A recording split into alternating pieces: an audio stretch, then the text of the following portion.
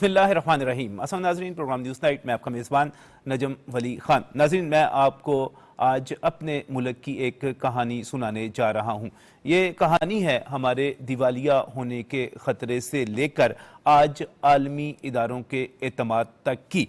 आज जब मैं आपके साथ ये प्रोग्राम में बात करने जा रहा हूँ तो इस वक्त IMF जो है अपना स्टाफ लेवल मुआहिदा हमारे साथ एक मरतबा फिर कर चुका हुआ है और उसके तहत हमें तकरीबन $2 अरब बल्कि उससे भी ज़ायद मिलने की उम्मीद पैदा होगी, बल्कि अब तो यकीन पैदा हो गया क्योंकि IMF ने इस चीज़ की यकीन दहानी करवा दिया। बोर्ड के पास मंजूरी के लिए जाना है, वहाँ से हमें अगली किस्त मिल जाएगी। लेकिन अभी कुछ अर्सा पहले की बात है कि कोई आलमी इदारा हमारे साथ बात करने के लिए तैयार नहीं था क्योंकि हम IMF के साथ मुआहिदा तोड़ चुके हुए थे। वर्ल्ड बैंक से लेकर एशियन डेवलपमेंट बैंक तक, और सिर्फ यही नहीं बल्कि सऊदी अरब से लेकर चीन तक, हमारे सब दोस्त हमें ये कहते थे कि जाओ IMF को राजी कर लो, IMF को मना लो, तो हम उसके बाद तुम्हारे साथ अगले मामला तय कर लेंगे। क्योंकि कोई भी मुल्क इस पोजीशन में नहीं है कि वो पाकिस्तान में बैठ के पाकिस्तान को खुद देख सके कि उसकी मुआशी तरक्की की रफ्तार क्या है, वो किस तरह आगे बढ़ रहा है। लेकिन अब जो ये मुआहिदा हुआ तो वज़ीर आज़म शहबाज शरीफ ने आज जो बात बताई, उनकी बात बताने से पहले मैं आपको IMF की बात बताता हूं कि IMF ने कहा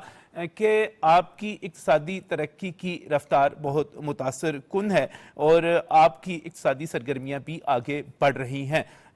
वाज़ेह तौर पर उन्होंने पाकिस्तान की हुकूमत की, पाकिस्तान की उस पूरी इक्तिसादी टीम की जिसमें आप वज़ीर आज़म कह सकते हैं, नायब वज़ीर आज़म है, वज़ीर ख़जाना है, उनकी उन्होंने तारीफ़ की। और तारीफ़ भी इस बुनियाद पर की कि जब हम अफरात ज़र को देखते हैं तो वो हमें 38% से 4% पर नजर आता है। यानी कि वो महंगाई जो कि 38-40% की रफ्तार से बढ़ती चली जा रही थी, वो 3 से 4% की रफ्तार पे आ गई है। ये एक बहुत बड़ी कामयाबी। आप देख रहे हैं कि डॉलर की कीमत, पेट्रोल की कीमत और इस तरह बाकी चीज़ों की कीमतों में हमें काफ़ी अरसे से 1-1.5 साल से इस्तेकाम नज़र आ रहा है। इसका मतलब क्या हुआ? इसका मतलब ये हुआ कि हुकूमत इनको कंट्रोल करने में कामयाब हो गई है। शरह सूद जो कि 22-23% थी वो 12% पे आपको नज़र आ रही है और उम्मीद की जा रही थी कि हम 9% पर चले जाएंगे। स्टेट बैंक ने इस मरतबा कम नहीं की। उम्मीद की जा रही है कि अगली मरतबा जब इसको दोबारा रिव्यू किया जाएगा तो हम मजीद शरह सूद भी कम कर सकेंगे। हमारे ज़र मुबादला के ज़खायर आप देख लें। आप इसके साथ साथ सबसे बड़ी बात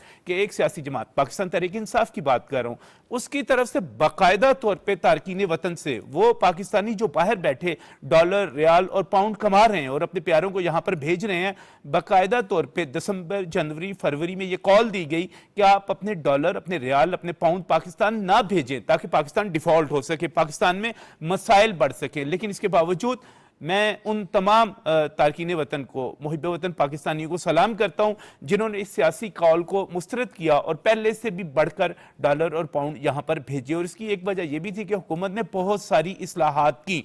वो इस्लाहात क्या थी कि आप गैर कानूनी तौर पर हुंडी के जरिए कोई भी इदारा या कोई भी फर्द भेजेगा तो उसके खिलाफ कानूनी कार्रवाई की जाएगी और इसके साथ साथ आपकी जो फाइलर और नॉन फाइलर की शराइत थी उनमें भी सख्ती की गई। अब बाहर से आने वाले डॉलर, पाउंड आपको शो भी करने पड़ेंगे, वरना आप उनसे जायदाद नहीं खरीद सकेंगे, गाड़ी नहीं खरीद सकेंगे। ये सारे इकदाम किए गए।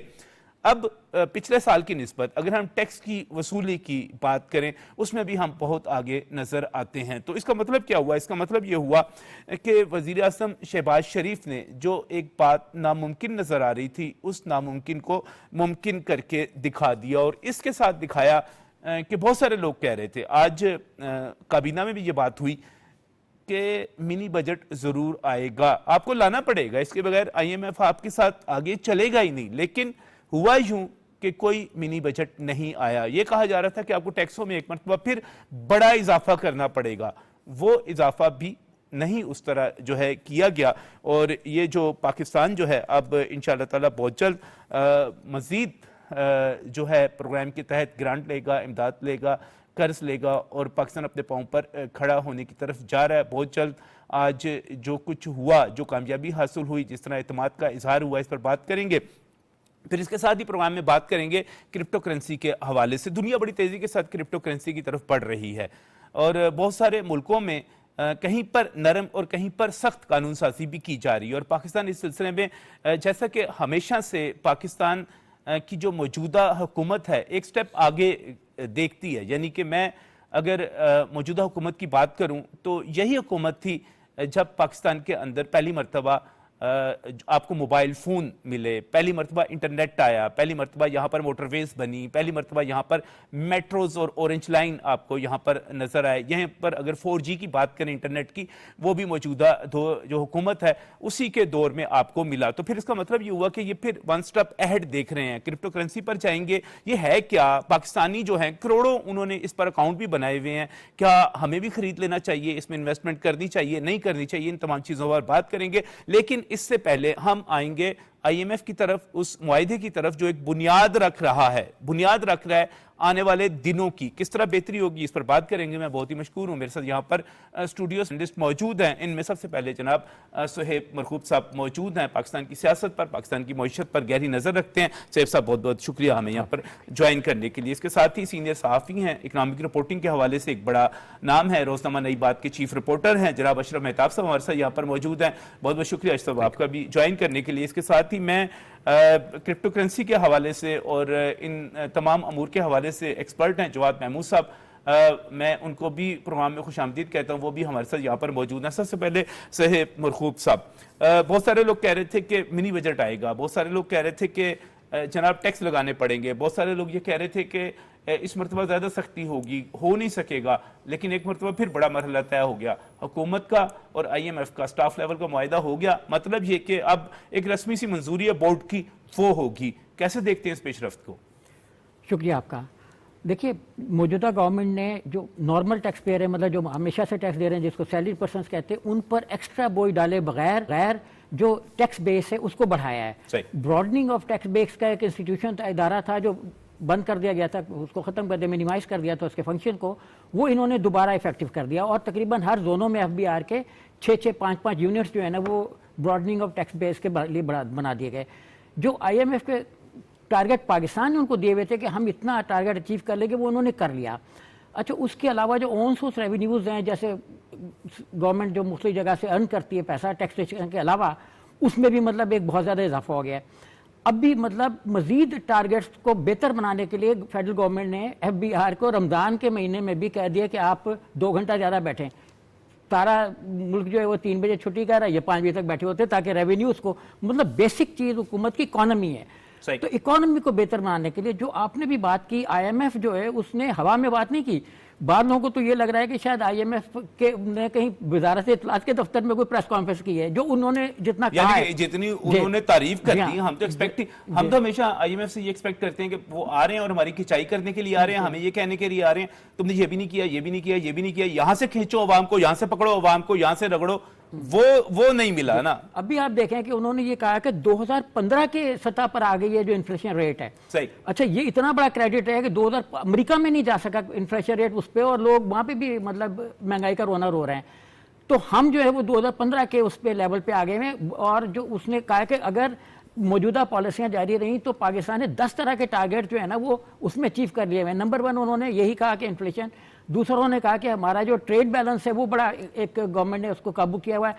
तीसरा उसने कहा है कि जहाँ पे स्टेट ओन एंटरप्राइजेज हैं उसको उन्होंने थोड़ा सा कहा है कि इनको आप जल्दी जल्दी प्राइवेटाइज करें, वरना ये आपके सारी इकोनॉमी को ड्रेन करते रहेंगे। ज़ाहिर बोझ है जो एक इनएफिशिएंसीज की वजह से जमा हो गया है। अच्छा, उसके बाद IMF ने ये बड़ा क्रेडिट दिया है कि हुकूमत की जो पॉलिसीज़ हैं वो बड़ी सही हैं और वो पॉलिसी पे कायम रही है, कि मतलब जो पॉलिसी बनाई हो फिर मतलब ये कायम मुदायम रहे। अच्छा, IMF ने पाकिस्तान को जो कर्जा देना था वो 1 बिलियन थोड़ा सा प्लस था। अच्छा, वो दे के जा रहा है $2.3 बिलियन। 1.3 बिलियन डॉलर जो उसको भी हम बात करते हैं, खासतौर पे जो मौसमियाती तब्दीली और खतरात हैं, ये बहुत बड़ा पॉइंट है, बड़ा अहम है ये। अच्छा, ये पैसा वो क्यों दे रहे हैं? उन्होंने देखा कि मौजूदा गवर्नमेंट ने 3-4 चीज़ों में बड़ी एक्टिविटीज शो की और उन्होंने इसमें दिलचस्पी भी है और वो इसको समझ भी रहे हैं कि इन मसलों को निपटना कैसे है। मतलब क्लाइमेट चेंज है, क्लाइमेट चेंज की वजह से हमें सैलाब का सामना है, हमें खुशहाली का सामना है। जैसे अभी महकमा मौसमियात ने कहा कि 60% बारिशें कम हुई हैं, तो आप रेड अलर्ट उन्होंने जारी किया है। गवर्नमेंट ने भी, फेडरल गवर्नमेंट ने कहा कि आप इस पर तैयार हैं कि मतलब बारिशें बहुत कम हुई हैं तो फसलों पर इसका असर पड़ेगा। अच्छा, एक क्योस की पोजीशन नहीं है क्योंकि गवर्नमेंट ने हर चीज़ को कंट्रोल किया हुआ है। कंट्रोल से मतलब ये कि उन्होंने इन चीज़ों को बैलेंस किया हुआ है कि डिमांड कितनी, सप्लाई कितनी है, ये इसमें बड़ा क्विक है, तो इसलिए प्रॉब्लम कोई नहीं आएगी। लेकिन क्राइसिस मौसमियात का उस पर दूसरा इन्होंने फिर ये कहा कि वाटर का जो शॉर्टेज है वो वर्ल्ड वाइड है, कोई पाकिस्तान में तो है नहीं। आप इंडिया में देखें वहाँ पे झगड़े हो रहे हैं। कैलिफोर्निया में सैन फ्रांसिस्को हालांकि में ऊपर की तरफ, पहाड़ों में जी, ऊपर की तरफ जी, बैठे हुए हैं, हमारे जी। सारे दरिया जो हैं उसके ऊपर उन्होंने बिराज बना के पानी रोका हुआ है और उनके पास अच्छा खासा जखीरा है, लेकिन उसके बावजूद हमारा तो मसला सोएब साहब ये है कि पानी कभी आवत नहीं और कभी जावत नहीं, यानी कभी आता नहीं है। हम कहते हैं इस वक्त जब खुशक साली की बात कर रहे हैं और इस दफा भी 40% बारिशें कम हुई हैं और कभी जावत नहीं, यानी कि जब आ जाता है सैलाब की सूरत में फिर महीनों हमारे फसलों में, देहात में, गाँव में खड़ा रहता है और फिर हमें उसको निकालने के लिए जो मुश्किल होती है। सैलाब है ना, थोड़ा सा हम उसको मिसअंडरस्टैंड कर जाते हैं। अब जैसे कच्चे के इलाके में है, जी हाँ। सैलाब बड़ा जरूरी है हर 10 साल बाद। जो अच्छा। मतलब वर्ल्ड वाइड एक्सपर्ट्स हैं वो कहते हैं कि सैलाब जरूरी है क्योंकि जमीन बंजर हो जाती है काश्त कर करके या वैसे भी। अच्छा, वो कहते हैं कि जब सैलाब आता है तो पीछे से फ्रेश मिट्टी लेके आता है और वो उसको फर्टाइल लैंड सरफेस बना कर देता देता है, जी है। हाँ। और इसीलिए आप देखें कि अंदरूनी सिंध में और जो कच्चे के इलाके हैं सिंध में और इवन पंजाब में भी, तो जो रिवर बेल्ट वो है जहाँ सैलाब आया वहाँ पे फर्टाइल लैंड, एकदम लैंड फर्टाइल हो जाती है, जो उसकी एक बंजरपन है ना वो खत्म हो जाता है। तो इसलिए सैलाब भी कोई इतनी मतलब बुरी चीज नुकसान नहीं है अगर आप उसका जी। मुकाबला कर लें, अगर आप जी। उसके नुकसानात को कंट्रोल कर लें, जिस तरह आपके घर बह गए, आपके लोग घरों से महरूम हो गए, आपके ढोर डंगर मार के, इसको कंट्रोल कर लें, तो इसीलिए तो हम ये समझ रहे हैं कि 1.3 बिलियन डॉलर जो मिलेंगे हम इन चीजों के ऊपर इन्वेस्ट कर सकेंगे, बेहतर तौर पे कर सकेंगे। मैं अशरफ मेहताब साहब आपसे की तरफ जाना चाह रहा हूँ। मुआहदा हो गया स्टाफ लेवल और एक बड़ी कामयाबी, और वज़ीर आज़म ने कहा कि कोई मिनी बजट नहीं लेकर आए, कोई हमने टैक्सों में इस किस्म का इजाफा नहीं किया, और IMF ने हमारी तारीफ की, यानी कि इस वक्त बड़ा खतरा था कि एक मिनी बजट आता, और इसकी बाकायदा लीड स्टोरीज लगी थी।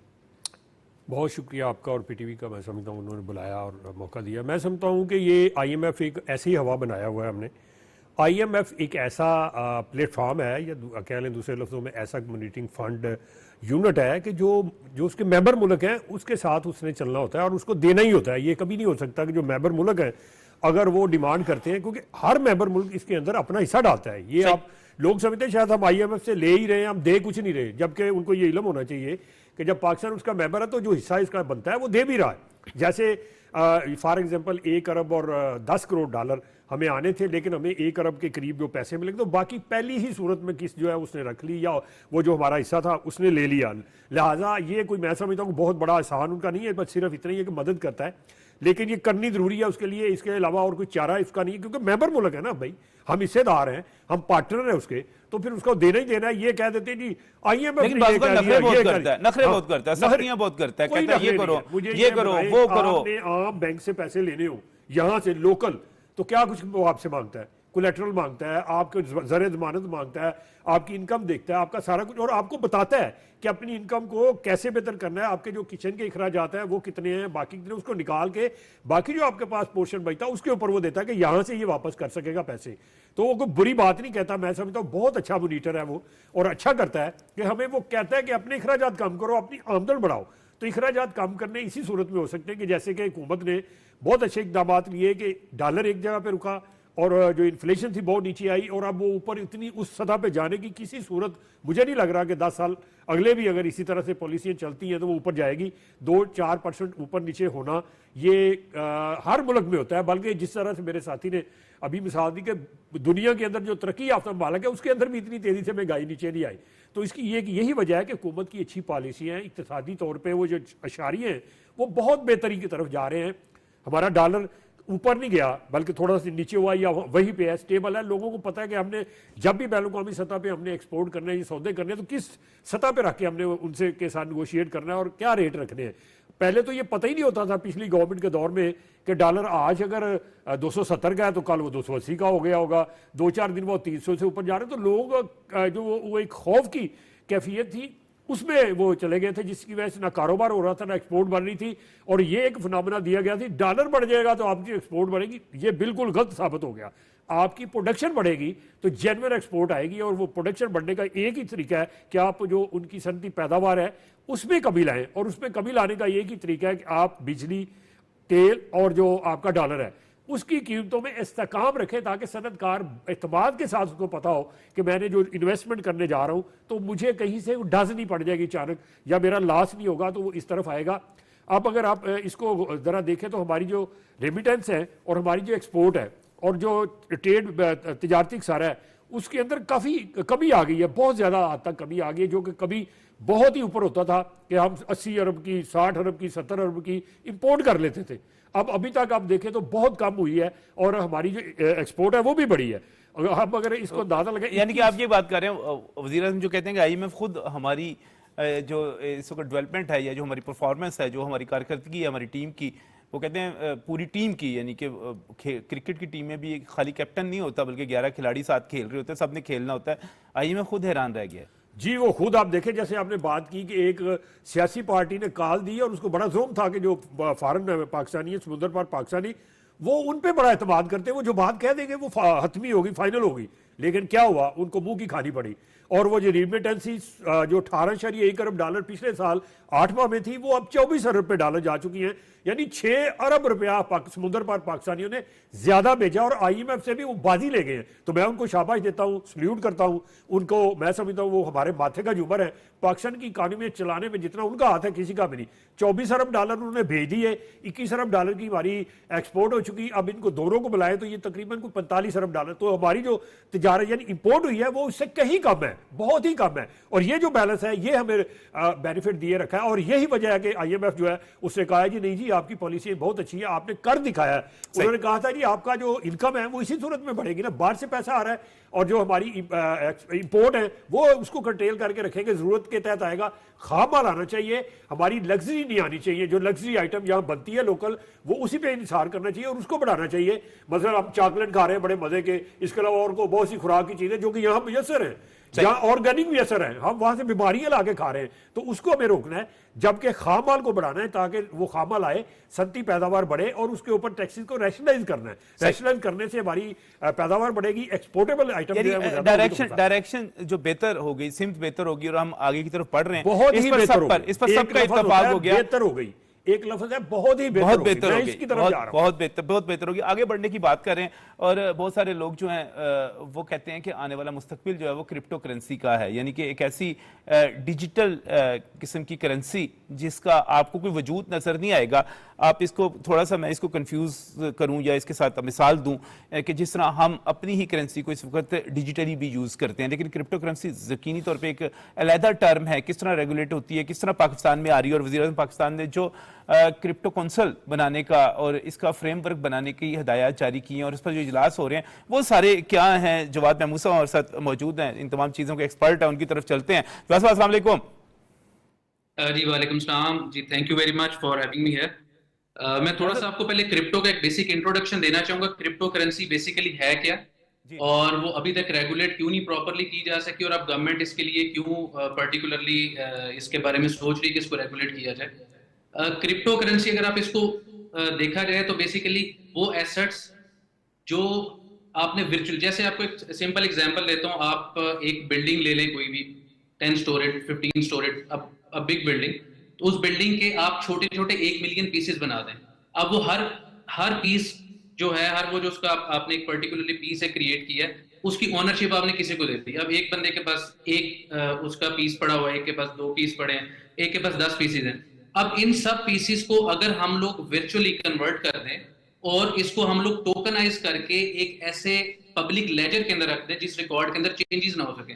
जैसे अगर आप अभी भी देखें तो हमारे पास, अगर मैं आपको नॉर्मल वे में बताऊं, तो एक लैंड है, उसकी मल्टीपल रजिस्ट्रीज कर दी जाती हैं।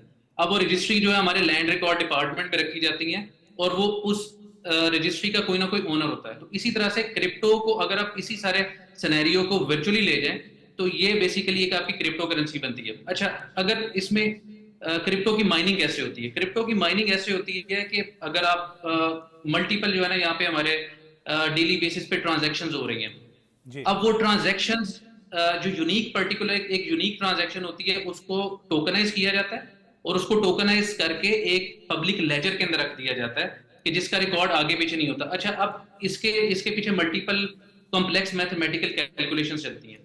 अब उन मैथमेटिकल कैलकुलेशंस के हिसाब से आपको बिटकॉइन, इथेरियम और मल्टीपल कॉइन्स मिल रहे हैं, और ये सारे के सारे वर्चुअल एसेट हैं। अच्छा, ये बात हो रही है हम लोग non asset based virtual crypto currency के बारे में। अच्छा, अब इसी तरह से एसेट बेस्ड क्रिप्टो करेंसीज भी हैं। जैसे वेनेजुएला में ऑयल बैक क्रिप्टो करेंसी, इसका नाम है पेट्रो। अब वो ऑयल बैक्ड चल रही है कि वहां पे जो भी ऑयल की ट्रेडिंग हो रही है उसकी बेस के ऊपर टोकनाइज उसको कर दिया जाता है आपके पब्लिक लेजर के अंदर, और उसकी बेस पे जो है क्रिप्टो करेंसी की प्राइस डिसाइड होती है। अच्छा, रिसेंटली अगर आपने पिछले दिनों सुना हो एक ट्वीट के ऊपर एलॉन मस्क ने एक ट्वीट किया, और ट्रंप के आने के बाद जो बिटकॉइन था वो 100,000 प्लस पे चला गया, $1,20,000 तक जाके ट्रेड हुआ। अच्छा, ये क्रिप्टो करेंसी जो है just like normal asset, normal currency trade होती है विद जो आपका डिमांड एंड सप्लाई का मैकेनिज्म है। जिस चीज की जितनी ज्यादा डिमांड होगी उतनी क्रिप्टो करेंसी की प्राइस बढ़ेगी। जब उसकी डिमांड कम हो जाएगी और सप्लाई पीछे ज्यादा होगी तो क्रिप्टो करेंसी की सप्लाई कम हो जाएगी और उसकी प्राइस ऑटोमेटिकली कम हो जाएगी। और अगर आप इसकी माइनिंग के बारे में बात करें तो ये एक highly energy based computational process है, जिसके लिए बड़े जो है एक्सटेंसिव डाटा सेंटर्स क्रिएट किए जाते हैं और इस पे अच्छी खासी जो है एनर्जी कंज्यूम की जाती है। और ये उन्हीं एरियाज के अंदर इसकी माइनिंग पॉसिबल है जहां पे एनर्जी की कॉस्ट कम हो।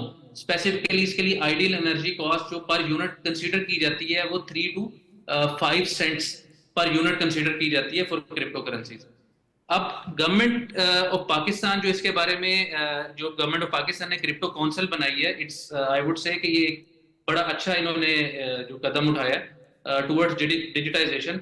ऑलरेडी पाकिस्तानी जो हैं जो पाकिस्तानीज हैं ये डिफरेंट एक्सचेंजेस के ऊपर क्रिप्टो को ट्रेड कर रहे हैं, और यहाँ पे क्रिप्टो का एक बेसिकली ग्रे एरिया था जिसको अब गवर्नमेंट रेगुलाइज करने जा रही है। और उसके ऊपर उसमें जो सबसे पहला गवर्नमेंट जो इसके ऊपर कदम उठाएगी वो इसकी केवाईसी होगी। जो आपके कस्टमर्स हैं उनकी प्रॉपर केवाईसी की जाएगी और उसके साथ उनकी एंटी मनी लॉन्ड्रिंग स्कोरिंग की जाएगी, क्योंकि क्रिप्टो करेंसी की जो ट्रांजैक्शन है ये ट्रैकेबल नहीं होती। लेकिन जब ये चीजें कर दी जाएंगी तो पर्टिकुलरली इसमें काफी हद तक ये चांसेस कम हो जाएंगे कि क्रिप्टो जो है वो किसी गलत मकसद के लिए इस्तेमाल हो। और इसमें जो सबसे ज्यादा बेनिफिट मैं समझता हूँ आगे जिस पर्टिकुलर सेगमेंट को मिलेगा उसमें पाकिस्तान की फ्रीलांसर कम्युनिटी है, जो एक पाकिस्तान की मैशत में बहुत अच्छा किरदार अदा कर रहे हैं, और उस कम्युनिटी को एक अच्छा खासा बेनिफिट मिलेगा ये क्रिप्टो करेंसी की को रेगुलाइज करने से, क्योंकि बहुत सारे उनके ऐसे क्लाइंट्स हैं और वो ऐसी मार्केट्स में बैठे हैं जहाँ पे क्रिप्टो में ट्रेडिंग की जा रही है, क्रिप्टो में पेमेंट्स की जा रही हैं, और उनको पाकिस्तान में पैसे मंगवाते हुए उनको काफी सारे प्रॉब्लम फेस करना पड़ते हैं। जिसके अंदर अगर हम स्पेसिफिकली बात करें तो जब वो एक वॉलेट से दूसरे वॉलेट में या एक प्लेटफॉर्म से दूसरे प्लेटफॉर्म में जब वो अपने उनको डॉलर्स को या पाउंड्स को या इंटरनेशनल करेंसीज को कन्वर्ट करते हैं तो उनको मल्टीपल कन्वर्जन्स की वजह से अच्छे रेट्स नहीं मिलते और उनको एक अच्छा खासा लॉस उठाना पड़ता है। तो जब ये सारी ट्रेडिंग क्रिप्टो के थ्रू होनी शुरू हो जाएगी तो उनको एक्चुअल प्राइस के ऊपर एक्चुअल एसेट बेस जो उसकी करंट वैल्यू है उसके लिहाज से पेमेंट्स मिल रही होंगी। साहब ये आपने बड़ी जबरदस्त किस्म की टेक्निकल तो सारी चीज कर दी। इस वक्त भी आपने खुद बताया कि बड़ी तादाद में पाकिस्तानी ऐसे हैं जो क्रिप्टो करेंसी पे काम कर उनके अकाउंट्स मौजूद हैं, वो उसमें डील कर रहे हैं। पाकिस्तान में तो कानूनी है नहीं। तो अब अगर एक आम पाकिस्तानी अगर चाहे कि वो क्रिप्टो करेंसी ले और एक आम आदमी चाहे कि वो उसमें इन्वेस्ट करे, उसकी तरफ जाए या उसमें से प्रॉफिट कमाए, अभी क्या उसका तरीकाकार है? मैं एक ब्रेक लेना चाह रहा हूं, मैं ब्रेक से वापस आता हूं तो आम फहम जबान में नाज़रीन बात करेंगे कि एक आम आदमी को पाकिस्तान में वो ले सकता है, कैसे ले सकता है। मुझे याद है कि शुरू में जब इसकी बिटकॉइन की हुई थी, माइनिंग शुरू हुई थी, तो एक ऐप के तौर पर आई थी और वो एक रोजाना के खेल की तरह लोग उसमें माइनिंग करते थे। रोजाना जाके आपने ये छोटी सी चीज करनी है, उसके बाद आपकी माइनिंग हो जानी है। लेकिन अब क्या सूरत हाल है और हुकूमत पाकिस्तान क्या करने जा रही है? इसको लीगल करेंगे, इसके खतरात क्या होंगे इसको? क्योंकि बहुत सारे लोग तो अभी तक ऐसे हैं जो क्रेडिट कार्ड नहीं यूज करते और उससे डरते हैं कि यार क्रेडिट कार्ड मेरे पैसे ही ना कोई निकाल ले, इधर उधर ना चले जाए। सारी चीजें डिस्कस करेंगे इस ब्रेक के बाद।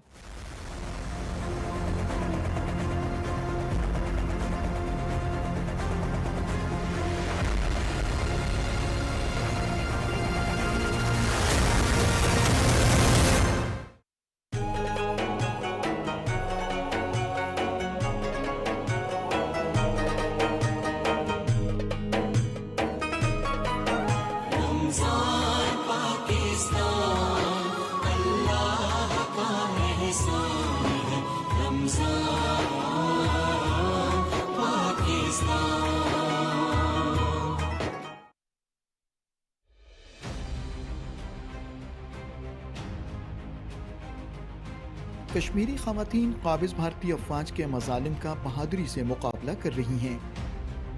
भारतीय फौजी 1989 से अब तक 2300 से जायद कश्मीरी खवातीन को शहीद कर चुके हैं।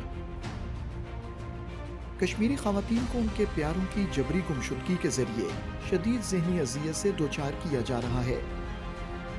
कश्मीरियों की हक़ खुदइरादियत की जद्दोजहद को कुचलने के लिए भारतीय हुकूमत खवातीन की आबरूरेज़ी को जंगी हथियार के तौर पर इस्तेमाल कर रही है। अब वक्त आ गया है कि आलमी बरादरी कश्मीरी खवातीन को भारतीय रियासती दहशतगर्दी से बचाने के लिए अमली इक़दाम करे।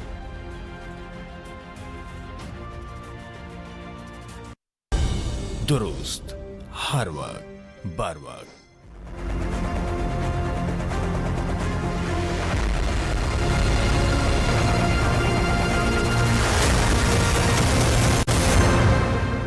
नाज़रीन, वज़ीर-ए-आज़म पाकिस्तान कह रहे हैं कि क्रिप्टो कौंसल बना दी जाए और इसका बाकायदा एक लीगल फ्रेमवर्क भी हो। इसके साथ साथ बड़ी इजलासों की खबरें भी आ रही हैं और इसके साथ साथ आप ये खबरें भी सुन रहे हैं कि पाकिस्तान में करोड़ों लोग, कोई 2 करोड़ लोगों की बात की जा रही है। मुझे नहीं पता ये एदाद-ओ-शुमार मुस्तनद हैं कि नहीं है, लेकिन अगर 2 करोड़ अफराद जो है क्रिप्टो करेंसी के अकाउंट्स या उन तक एक्सेस या उनकी मलकियत रखते हैं, तो इसका मतलब क्या हुआ कि वो ट्रेडिंग कर रहे हैं और बिटमाइंस में जो मुख्तलिफ बिटकॉइंस में जो मुख्तलिफ जगह पे माइनिंग करते हुए पैसे अच्छे खासे वो और कमा रहे हैं। ये सारा कुछ है क्या? ये दुनिया कौन सी है, कहाँ पे बसती है? हम आम पाकिस्तानी की बात करें, वो वहाँ तक कैसे एक्सेस कर सकता है? कुछ तफसील अभी जवाद महमूद साहब हमारे साथ मौजूद है, वो बता रहे थे। हमारे साथ यहाँ पर स्टूडियोज़ में सैफ मुर्गिब साहब भी मौजूद है, अशरफ मेहताब साहब भी मौजूद हैं, सैफ साहब भी। मैं दोबारा जवाद साहब की तरफ आऊँगा, लेकिन थोड़ी सी मैं सैफ साहब आपसे इंफॉर्मेशन लेना चाह रहा हूँ कि ये क्रिप्टो करेंसी जो है पाकिस्तान में आम पाकिस्तानी के लिए कैसी है, कहाँ है? आपकी नज़र में ये सारे का सारा जो एक नया मंजरनामा बन रहा है कॉमर्स के हवाले से भी खास तौर पे, ये क्या है? शुक्रिया। देखें, जो एक जनरल परसेप्शन है, आपने भी शुरू में जिक्र किया तस्वीरात ज़रका के बैरूनी मुल्क पाकिस्तानी जो पैसा भेज रहे हैं और बाइकआउट की एक पार्टी ने कहा, लेकिन नहीं हुआ।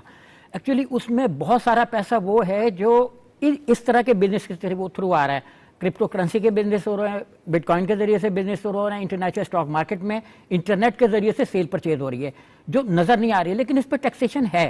फेडरल गवर्नमेंट ने 2021 में तमाम बैंकों को पाबंद कर दिया था कि वो फौरी तौर पर जितना भी बाहर से रेमिटेंस आ रहा है, मतलब ये वाली जो सर्विसेज दे रहे हैं लोग या सर्विसेज ले रहे हैं, उस पर 1% जो टैक्स है वो 148 में सेक्शन में कट के तो उसके FBR के अकाउंट में चला जाएगा। अच्छा, ये लॉ तो पुराना था, लेकिन 2021 के बाद गवर्नमेंट ने ये कहा कि ये बैंक्स जो है ना, इस पे जो टैक्स डिडक्शन करेंगे वो बंदे के अपने प्रोफाइल में चला जाएगा। कि मतलब फ़र्ज़ करें कि जी नजम वली खान ने जो बाहर अपना फ़र्ज़ करें यूट्यूब का पैसा आया या बाहर जो ट्रेड किया उसका पैसा आया या क्रिप्टो करेंसी के ज़रिए से जो इन्वेस्टमेंट की उसका पैसा आया, तो वो उनके अकाउंट में शो होगा। अभी तो अकाउंट में शो नहीं हो रहा था। इस चेंज से बड़ा फ़र्क आया और टैक्स नेट इसलिए बढ़ रहा है हमारा कि हमें ये वाला इस पर भी 1% टैक्स ह्यूज अमाउंट है। और अभी भी आपने देखा होगा ना कि कुछ यूट्यूबर्स को जो टैक्स शो नहीं कर रहे थे उनको ये शो करना पड़ गया। अच्छा, ये जो करेंसी है ये एक्चुअली आप इसको, जैसे अभी जवाद साहब ने भी कहा कि इसकी वैल्यू चेंज होती है डिमांड के मुताबिक, क्योंकि ये एक्चुअली सोने की तरह है। अच्छा, इसकी एनर्जी बिल्कुल सही उन्होंने फरमाया कि एनर्जी जनरेशन, इसमें एनर्जी के यूज़ बहुत ज़्यादा है, लेकिन इस पर इसको जो सेफ बनाना है, देखें लोगों के जहन में आता है कि कहीं हैकर्स आ जाएंगे वो चोरी तो नहीं कर लेंगे। अभी किसी ने सवाल उठाया कि क्या ये इस्लामी है या अन इस्लामिक है, इसमें इन्वेस्टमेंट जो है। एक्चुअली ये इसमें जो मेन है वो एल्गो इसका कोर है और ये एक्चुअली आप समझ लें कि बड़ी हाईटेक टेक्नोलॉजी जिसको ब्लॉकचेन के जरिए से महफूज बनाया जाएगा। ब्लॉकचेन को के लॉज, रूल्स, रेगुलेशंस बनाने के लिए फरवरी में फेडरल गवर्नमेंट ने, शहबाज शरीफ साहब ने एक मीटिंग की सरबराही की, उसमें उन्होंने कहा कि कौन सा मुझे याद पड़ा 2018 में गवर्नमेंट ने कहा था खबरदार इसके करीब ना जाना, ये बिल्कुल गलत है। लेकिन अब हुकूमत ने जो है बिल्कुल दूसरा एक ले लिया स्टैंड और ये कह रहे हैं कि हम इसके बगैर जो है हम आगे बढ़ना चाहते हैं और इसमें इन्वेस्टमेंट हो रही है, ये कारोबार हो रहा है। अगर हम इसको नजरअंदाज करते रहेंगे तो इससे हम टैक्स भी नहीं ले सकेंगे। अच्छा, वज़ीर आज़म ने क्रिप्टो काउंसिल बना दी। अच्छा, इसकी सरबराही मिनिस्टर फाइनेंस कर रहे हैं। 15 मार्च को ये काउंसिल अनाउंस हो गई। बिलाल साहब इसके CEO हैं जो मतलब एडवाइज़र भी होंगे इसमें। अच्छा, ये रूल्स बनाएगी। पाकिस्तान का प्रॉब्लम ये कि हमारे पास किसी भी शोबे के प्रॉपर रूल्स नहीं थे, खासतौर पर जो नई टेक्नोलॉजीज आ रही हैं उनके रूल्स नहीं थे। सही। तो अब ये जब रूल्स बन जाएंगे, अमेरिका में आप देखें कि 13 उनकी जो स्टेट्स हैं उन्होंने रूल्स बना दिए हुए, रेगुलेशंस कर दिए, हम उनके लॉस भी ले सकते हैं। हमारे पास स्पेसिमेंस मौजूद हैं। अच्छा, अब ये स्टेट जब इसके पीछे होगी तो फिर ये मतलब तरक्की करता है। जैसे अमेरिका में ट्रंप साहब ने अपने नाम से किया, तो कोलैप्स करके और 0.03% $3 उसकी प्राइस थी, पहले तो $22 पे गई, फिर एकदम लोगों के बिलियंस ऑफ डॉलर्स उसमें डूब गए। तो हमारे पास बल्कि अभी bloomberg.com पे एक इंटरव्यू आया पाकिस्तानी का, जिसमें उन्होंने इसको साबित किया कि ये पाकिस्तान के बजट का खसारा दूर कर सकते हैं और हमारा ये रेवेन्यू आ सकता है, जैसे अभी अशरफ मेहताब साहब ने कहा 2 करोड़। अच्छा, ये भी सही है कि इसमें एक बड़ा ह्यूज है और इसमें खवातीन भी आ सकते हैं, क्योंकि उनको भी थोड़ी सी ट्रेनिंग देनी है। ये कोई इतनी बड़ी टेक्नोलॉजी डिफिकल्ट है, लेकिन बहुत महफूज है, हैकर्स इसमें नहीं आ सकते क्योंकि ब्लॉकचेन के सिस्टम में करेंसी है ना, ये डिजिटल करेंसी है। और फिर वही बुनियादी सवाल ये कि इस डिजिटल करेंसी को अशरफ मेहताब साहब हमने कमाना कैसे है, इस तक जाना कैसे है? वही बात कि जब तक कवानीन नहीं होंगे तो हम इसको नहीं पकड़ सकते, ना जा सकते हैं, ना अपना टैक्स नेट मजीद बढ़ा सकते हैं। इस वक्त तकरीबन 60 लाख के करीब गोशवारे जमा होते हैं, लेकिन उसमें अगर देखें तो आधे से ज़्यादा तो वो हैं जो कि नील के गोशवारे जमा करते हैं, हालांकि वो कमा रहे हैं। अच्छा, हालांकि वो लोग कमा रहे हैं तो गोशवारे दे रहे हैं। गोशवारों का क्रिप्टो करेंसी से क्या ताल्लुक? मैं बताने उधर ही आने, हाँ, वो करवा रहे हैं। लेकिन जो आप अभी जो इस वक्त तक खबरें आ चुकी हैं कि 2 करोड़ पाकिस्तानी जो है वो ये काम कर रहे हैं और 6000 किस्म की ये करेंसीज हैं और 2009 से ये कारोबार हो रहा है। आप अंदाज़ा लगाएं कब से हो रहा है। तो अगर इसको हम रेगुलेट कर लेते हैं और इसके ऊपर कवानीन बना लेते हैं और ये सारा कुछ है, तो फिर लाजमी बात है जो भी कारोबार करेगा तो वो टैक्स नेट में तो आएगा ना, तो टैक्स नेट तो बढ़ेगा, ऑटोमेटिकली बढ़ेगा। और अगर इसमें से आप देख लें 2 करोड़ को आप आधा भी कर लें, 1 करोड़ कर लें, उसमें से आधे भी हमें वो दे दें तो हमारा तो 1 करोड़ से टारगेट ऊपर चला गया। और अगर देखा जाए तो अगर 20-25 लाख बंदा जो है वो टैक्स देता है किसी सूरत में भी। बाज जो ताजर है, मैं तो हैरान हूँ, 1 रुपया, 5 रुपये, 4 रुपये, 10 रुपये टैक्स दे रहे हैं सालाना। आप अंदाजा लगाएं, 5 का नोट इस वक्त 5 का सिक्का नीचे गिरा दे, को उठाएगा नहीं। 10 का नोट भी कोई इस वक्त किसी फकीर को दे तो मुंह पे मारता है वो कि यार ये क्या कर रहे हो, तो मेरी ये बात समझते हो। तो ये सारी चीज़ें रेगुलेट करने के साथ ही आएंगी और कवानीन बनाने ज़रूरी हैं। जैसे माजी के अंदर डकैती, चोरी, कत्ल, ये इस तरह की उसके ऊपर सख्त सजाएं थी और वो कवानीन बने थे। अब आने वाला जो मुस्तकबिल है उसके अंदर सबसे ज़्यादा आपका फोकस जो होगा वो देखिएगा, ये आपका ऑनलाइन ट्रेडिंग पे ही होगा, ऑनलाइन कारोबार पे होगा। एक मिसाल मैं आपको देता हूँ, अभी कराची के अंदर जो एक बहुत बड़ा कत्ल का मुकदमा चल रहा है, तो वो जो कातिल है उसने घर के अंदर FIA का ये रिपोर्ट आ गई है कि उसने 2 अरब रुपए की मशीनें लगा रखी थी। एक अंदर वो कॉल सेंटर खोला हुआ था और वो तकरीबन टारगेट था, जो भी बंदा जाता था वो मुलाजमत करने, उसको कहा जाती 5 बंदे रोजा आपने घेरने हैं जिसको ये इसके अंदर आपने उसकी इन्वेस्टमेंट करानी है। तो आप अंदाजा लगाएं कि वो कितना बड़ा फ्रॉड था। और वहां से वो पैसे अपना शिफ्ट करता था कजन को बैरून मुल्क, और वो जो है मनी लॉन्ड्रिंग कर रहा था और उसकी कोई कहीं पे पकड़ तो करनी थी, कवानीन नहीं थे भाई, इसलिए वो कर रहा था। तो कवानीन तो खैर अब बनने की तरफ जा रहे हैं ना, हम बनाने की तरफ जा रहे हैं। नहीं बनेंगे उतनी देर तक हमारा जो डॉलर है, जो हमारी मनी लॉन्ड्रिंग है, हाँ, वो कैसे रुकेगी? फिर आप तेजी से बनाने होंगे। ये इसकी मिसाल मौजूदा शाम और इराक के अंदर दाइश को इसी क्रिप्टो करेंसी के जरिए पैसे शिफ्ट किए गए। अशरफ मेहताब साहब, जवाद साहब ने बात की, सोहेब साहब ने की, आपने किया, वन स्टेप अहेड बात करें। मैं एक आम पाकिस्तानी के तौर पे पूछना चाह रहा था, दोबारा जवाद साहब की तरफ जाता हूं। जवाद साहब, मैं एक आम पाकिस्तानी हूं और मैं जो है ना क्रिप्टो करेंसी में जाना चाहता हूं। मुझे नहीं पता हुकूमत पाकिस्तान ने अभी कवानीन बनाए हैं कि नहीं बनाए। मैं यकीनी तौर पर कानून पसंद पाकिस्तानी हूं, मैं उन कवानीन को फॉलो करूंगा और करना चाहता भी हूं और मुझे करना भी चाहिए, लेकिन मैं उसमें जाना चाहता हूं। मैं क्रिप्टो करेंसी में अपने अकाउंट बनाना चाहता हूं, पैसे बनाना चाहता हूं, मैं कैसे जा सकता हूं? अच्छा, देखिए, बड़ा अच्छा सवाल है। और जैसे मैंने शुरू में भी ये बात की थी कि ये ना अभी एक ग्रे एरिया है क्रिप्टो करेंसी का, जैसे पाकिस्तानी अकाउंट क्रिएट करें। अच्छा, अभी इसमें ना वॉलेट्स की 2 टाइप्स हैं। एक है कस्टोडियल वॉलेट जिसको कहते हैं, जिसकी बैक पे कोई कंपनी है और वो आपके वॉलेट की कीज और सिक्योरिटी कीज को मैनेज कर रही होती है। एक नॉन कस्टोडियल वॉलेट होता है जिसमें आपका सब कुछ ब्लॉकचेन के ऊपर पड़ा है और वो अनमैनेज्ड होता है, आप खुद ही उसको मैनेज कर रहे होते हैं। अच्छा, कस्टोडियल वॉलेट में जो सबसे अच्छा वॉलेट जो अभी चल रहा है वो बाइनेंस है। अब बाइनेंस जो है, बाइनेंस एक ट्रेडिंग प्लेटफॉर्म भी है और वॉलेट भी है, और उसके ऊपर बहुत सारे पाकिस्तानियों ने अकाउंट बनाए हैं। जैसे अभी जिक्र हुआ कि 2 करोड़ पाकिस्तानियों के अकाउंट्स हैं क्रिप्टो के ऊपर, तो most of them are on Binance.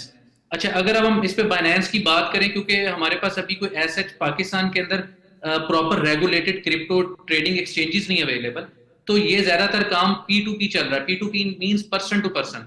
तो उसमें इस तरह से है कि बहुत सारे लोग बैठे हुए हैं उसके ऊपर बाइनेंस पे, और उन्होंने मुझे अगर कोई भी बिटकॉइन परचेज करना है, मुझे इथेरियम परचेज करना है, मुझे डॉज कॉइन परचेज करना है, कोई भी, मतलब काफी सारे कॉइन्स है, तो उसमें मुझे कोई भी परचेज करना है, तो मैं पहले वहां पे USDT परचेज करता हूँ।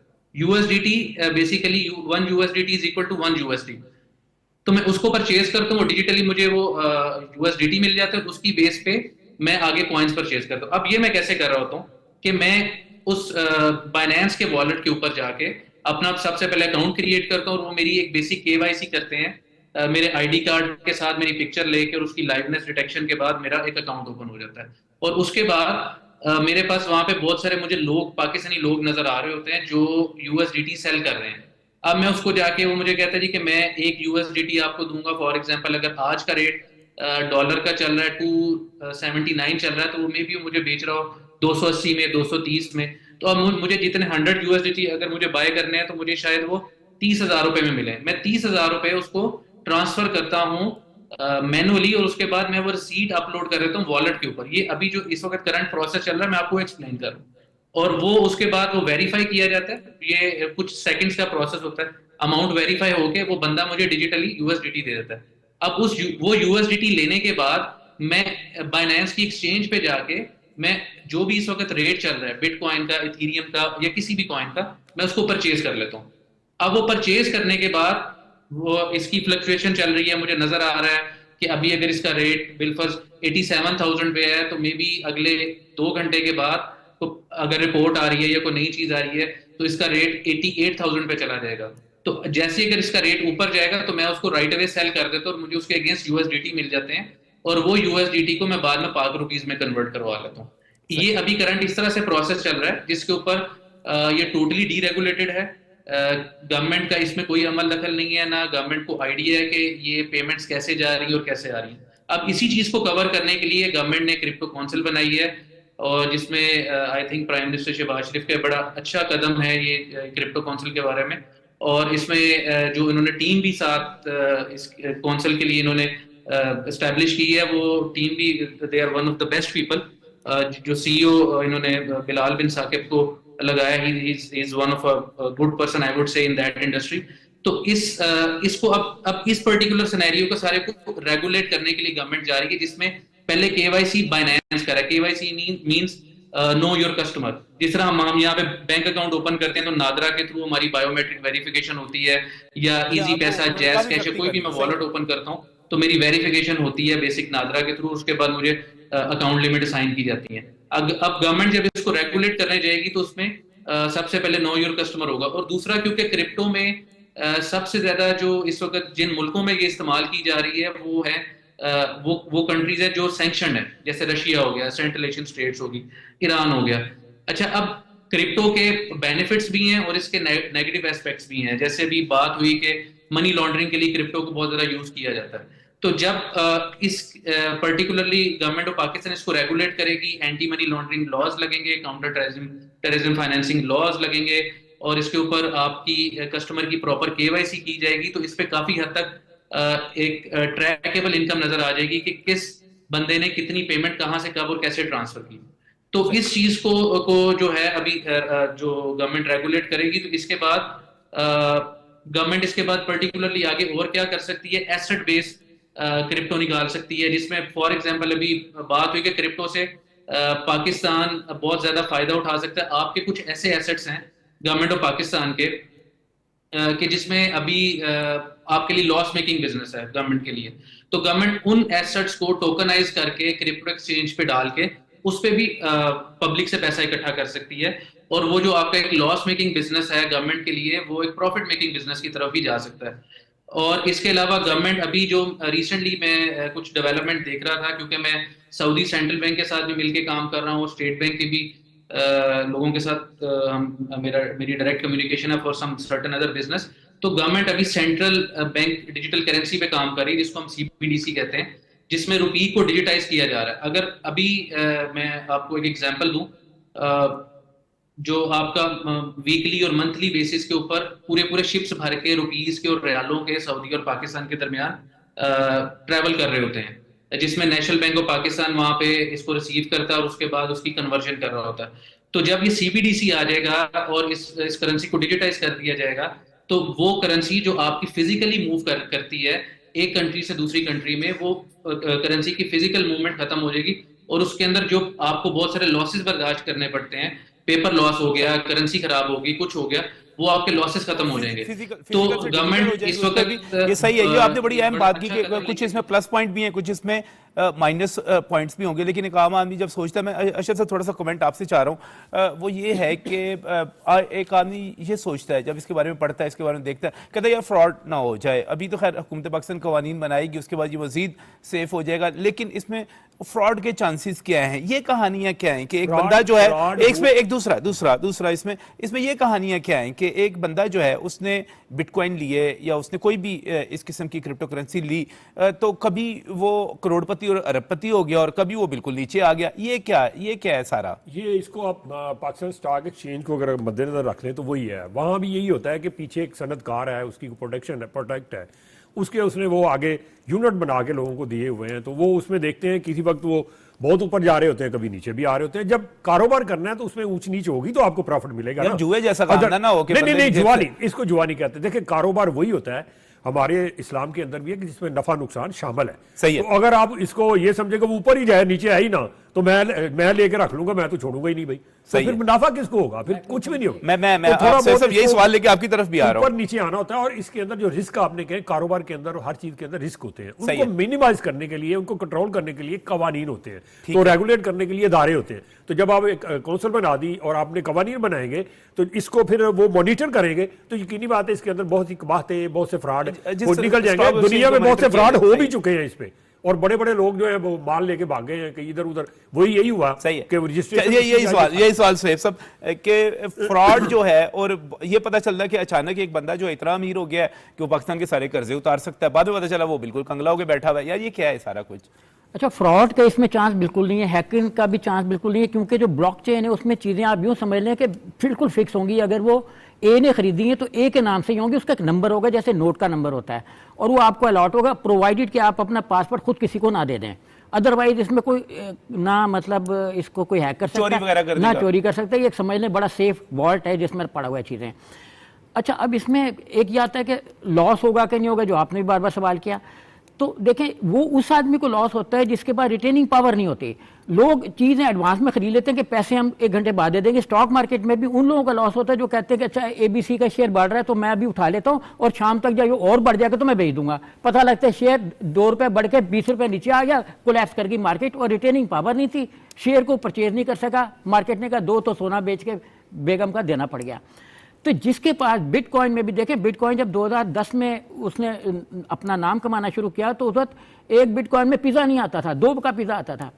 अब यही जो अभी जवाद साहब ने भी कहा, $86.7 पे पाकिस्तान का तकरीबन कोई 2 करोड़ 37 लाख रुपया बनता है। तो इतनी ह्यूज प्राइस पे अब जिसने भी ये परचेज किया होगा, जिसके पास रिटेनिंग पावर होगी, वो कहाँ पे पहुंच गया होगा? लोग अरबपति हो गए थे जब गल्फ वॉर, कुवैत ने जब हमला किया इराक ने, तो उसे जिन्होंने 8 आने का दिनार उठाया, जब वो जंग बंद होने के बाद 170 पे चला गया तो लोग अमीर हो गए। अच्छा, बहुत से हमारे यहाँ इस वक्त भी अरबपति वो वाले हैं जिन्होंने गल्फ वॉर का फायदा उठाया। तो बिटकॉइन और ये जो क्रिप्टो करेंसीज हैं, इनमें जो लोग टाइमली इन्वेस्टमेंट कर देंगे और रिटेनिंग पावर के साथ करेंगे, उनको कोई लॉस नहीं होगा और किसी तरह का इसमें हैकिंग का अंदेशा नहीं है। अच्छा, टैक्सेशन सिस्टम भी इसमें आसान है, क्योंकि दुनिया भर में अब एक चीज़ें वो इसमें अपना जो रूल्स रेगुलेशन है वो इसको मॉनिटर कर रहे हैं। ये नहीं है कि जो इसके एल्गो है उसको लोग मॉनिटर नहीं कर रहे। और इस वक्त दुनिया भर में कोई तकरीबन 2.1 मिलियन के करीब हैं, जो टोटल का भी तकरीबन कोई 85% है। बाकी जो वो चाइना बना रहा है, क्योंकि चाइना में एनर्जी सस्ती है। तो अल्टीमेटली जो फ्यूचर है, जो कहते हैं जो टाइमली इसमें इन्वेस्ट कर देंगे, टाइमली इस तरफ आ जाएंगे डिजिटल की तरफ, वही तरक्की करेंगे। और इसके अलावा जो है, देखिए डॉलर डाउन होना शुरू हो गया क्योंकि प्रॉब्लम आ गई यूरोप के साथ ट्रेड में, पाउंड डाउन होना शुरू हो गया। हमने अभी बात की IMF की, वर्ल्ड बैंक की, ये इदारे उस वक्त बने जब ब्रेटन वुड कॉन्फ्रेंस हुई और उन्होंने कहा कि जी अमेरिका की 41% डेली के हिसाब से इन्फ्लेशन रेट बढ़ रहा था। तो हम तो उससे बहुत अच्छी हालत में है कि मतलब हमारे यहाँ तो इन्फ्लेशन रेट भी कंट्रोल में आ गया। सही जी, लेकिन जवाद साहब, अब क्या करें? एक जिस वक्त हुकूमत जो है अपने रूल्स एंड रेगुलेशंस बनाने जा रही है, इदारे बनाने जा रही है, क्या अभी हमें इसमें इंतज़ार करना चाहिए, देखना चाहिए, और कि हुकूमत जो है इसको एक सेफ हमें एक रास्ता दे दे, उसके ज़रिए करें, या अभी फौरी तौर पे जंप कर देना चाहिए? देखें, जैसे अभी भी बात हुई कि अगर आपके पास रिटेंशन पावर है तो डेफिनेटली आप इस पे अभी जंप करें, क्योंकि जैसे इसके लॉज और रेगुलेशंस आएंगे तो यहाँ पे हाइप इस पे डेफिनेटली क्रिएट होगी और प्राइसेस इंक्रीज करेंगी इसकी।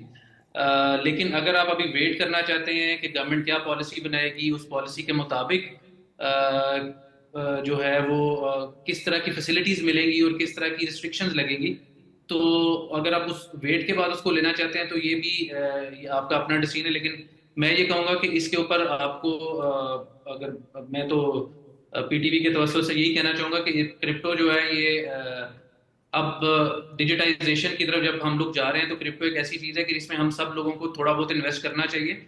और गवर्नमेंट के की तरफ से भी मैं यही कहना चाहूँगा कि गवर्नमेंट जो है वो इसको अगर पाकिस्तान में अगर इसको लॉन्च करना चाह रही है तो पाकिस्तान में भी इसको कोई एसेट बेस्ड कॉइन पाकिस्तान की तरफ से भी लॉन्च होना चाहिए। जैसे अच्छा, वैसे एक बात बताइएगा अभी जुआ साहब, एक बात, मुझे प्रोग्राम के बिल्कुल आखिर में जा रहा हूं, मुझे सिर्फ एक बात बताइएगा कि अभी भी हमारे बहुत सारे लोग ऐसे हैं और पढ़े लिखे लोग ऐसे हैं कि वो कहते हैं हमने क्रेडिट कार्ड यूज नहीं करना यार, ये पैसे निकल जाएंगे, हमने डेबिट कार्ड नहीं यूज करना, हम तो बिल्कुल ऑनलाइन पेमेंट नहीं करनी हमने, उसके जरिए हमने नहीं जाना।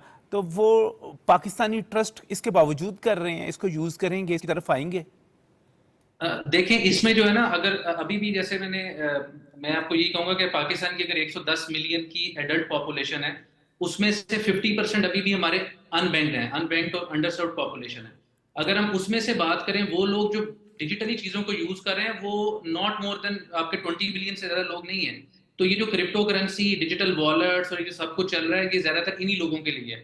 अभी इस सारे सिनेरियो के लिए एक एजुकेशन की जरूरत है, और गवर्नमेंट अगर डिजिटाइजेशन करना चाह रही है मैसेज के अंदर, तो उसमें सबसे ज्यादा जो रोल प्ले करना पड़ेगा वो एसएमईज की तरफ से करवाना पड़ेगा। गवर्नमेंट को पुश करना पड़ेगा कि एसएमईज जो हैं, जो कि 2 मिलियन के करीब पाकिस्तान में है, और उसमें से वो जो एसएमईज हैं, सिर्फ अगर मैं पॉइंट ऑफ सेल जो डिवाइसेज अगर मैं ओवरऑल बात करूं तो तकरीबन 1.25 लाख के करीब डिप्लॉयड है as per state bank of Pakistan. तो 95% गैप है मार्केट के अंदर। तो इस गैप को जब तक नहीं कवर किया जाएगा तो हम लोग डिजिटाइजेशन की तरफ नहीं जा सकेंगे। तो इसको गवर्नमेंट को पुश करना पड़ेगा, क्योंकि जो अभी आपने बात की उसमें 2 फैक्टर्स हैं बहुत बड़े। एक तो लोगों को इनसिक्योरिटी है कि क्रेडिट कार्ड से पैसे चोरी हो जाते हैं, और दूसरी इनसिक्योरिटी लोगों को ये है, वो अनफॉर्चुनेटली ऐसी सिचुएशन बन गई है, लोग समझते हैं कि अगर वो डिजिटाइजेशन की तरफ जाएंगे तो उनके ऊपर टैक्स का बर्डन लगेगा। जैसे अभी यही बात हो रही थी कि सिर्फ 60 लाख लोग ऐसे हैं जो आपके ये जमा करवाते हैं। लेकिन लेकिन बहरहाल जैसा हमने जाना तो है, डिजिटाइजेशन के अलावा हमारे पास कोई चारा तो नहीं है, और दुनिया आने वाले दिनों में हम यकीनी तौर पे आप लोग कैश लेके मूव नहीं कर सकेंगे। दुनिया बहुत तेजी के साथ आगे जा रही है। सैयद मरगूब साहब, अशरफ मेहताब साहब, जवाद महमूद साहब, तमाम शुरा का बहुत बहुत नाज़रीन, आखिर में मुझे सिर्फ आपसे ये कहना है कि दुनिया जो है ठहर नहीं रही, और हमारी हुकूमत अल्हम्दुलिल्लाह जब हम देखते हैं, और मैं फिर मौजूदा हुकूमत की बात करूंगा, मियां नवाज शरीफ की बात करूंगा, शहबाज शरीफ की बात करूंगा, कि वो यहाँ पर मोटरवेज लेकर आए, वो यहाँ पर इंटरनेट लेके आए, यहाँ पर मोबाइल फ़ोन लेकर आए, यानी कि हर चीज़ आप 4G इंटरनेट की बात कर लें, अब 5G जो आने की बात हो रही है। इसके बाद अभी कल परसों जो एलन मस्क के साथ NOC जारी किया गया है सैटेलाइट इंटरनेट का, अब चाइना की तरफ बात हो रही है, वहाँ पर उससे भी तेज़ आ गया। ये सब कुछ किस दौर में आया? ये शहबाज शरीफ और नवाज शरीफ थे, वो लेकर आए। अब वो इस मुल्क को यहाँ पर नहीं रोकना चाह रहे, इसने बहुत आगे जाना है, बहुत तेजी के साथ जाना है। अभी बहुत सारे लोग इसके बारे में नहीं सोच रहे, लेकिन हुकूमत ने सोचना शुरू कर दिया। क्रिप्टो करेंसी आ रही है और इसके कवायद बन रहे हैं, ज़वाबित बन रहे हैं, कौंसल बन रही है। आप भी जरा पढ़ना शुरू कर दें, इसको समझें, फिर हम आपसे इस पर बात करते रहेंगे। अल्लाह हाफिज़।